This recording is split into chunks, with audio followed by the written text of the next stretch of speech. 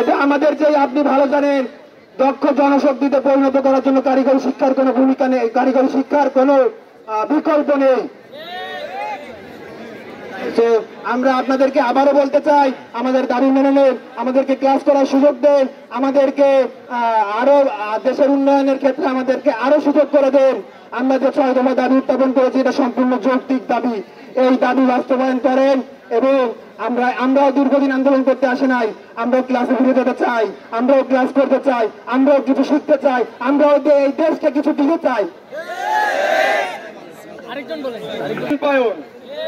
কিন্তু আমাদের প্রতিদিনের পরের দিন চলছে অবহেলা, বঞ্চনার নিপীড়ন। আমরা সেই কারিগরি শিক্ষার্থী যারা পড়ালেখার পাশাপাশি দেশের অবকাঠামো গড়ার স্বপ্ন দেখি।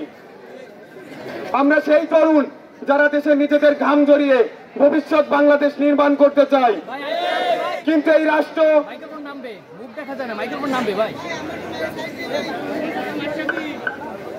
পুলিশ ও সেনাবাহিনী লাঠিচার্জ করে, 200 জনের বেশি শিক্ষার্থী রক্তাক্ত হন। শান্তিপূর্ণ আন্দোলন করলে জবাব যদি হয় রক্তাক্ত, তবে তাহলে প্রশ্ন ওঠে এই রাষ্ট্র কার? আমরা জানিয়ে দিতে চাই ছাত্র শক্তি দুর্বল নয়, ছাত্র শক্তি নির্যাতন ভুলে না। এটি কি আমাদের সেই বাংলাদেশ? আমরা প্রশ্ন করি কোন শিক্ষার্থীদের মুখ বন্ধ করার চেষ্টা কেন করছেন? কেন আমরা রাস্তায় নামলে রাষ্ট্র আমাদের দমন করে? আজকের কর্মসূচি শুধু একটি প্রতিবাদ নয়, এটি ভবিষ্যতের ভিত্তিপ্রস্তর। আজ আমরা এখানে একযোগে জেলায় জেলায় সমাবেশ করতেছি, শান্তিপূর্ণ কিন্তু অটল, নমনীয় কিন্তু দুর্বার।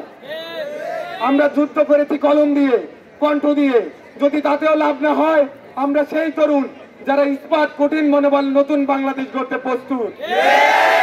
শেষ কথা, আর পেছাবো না, আমরা আর পেছাতে পারি না, আমরা চুপ থাকতে পারি না, কারণ আমরা ভবিষ্যতের বাংলাদেশে গড়তে এসেছি। আমরা কেউ ব্যাকবেঞ্চার নই, আমরা কেউ অবহেলিত নই, আমরা প্রযুক্তির সৈনিক, ভবিষ্যতের রূপকার। আমরা কারিগরি ছাত্র, আমাদের হাতে শুধু কলম নয়, screw driver, circuit, software, machine. আমরা এই দেশ গড়তে, আমরা এই দেশের ইঞ্জিন। আমাদের বাদ দিয়ে উন্নয়ন সম্ভব নয়।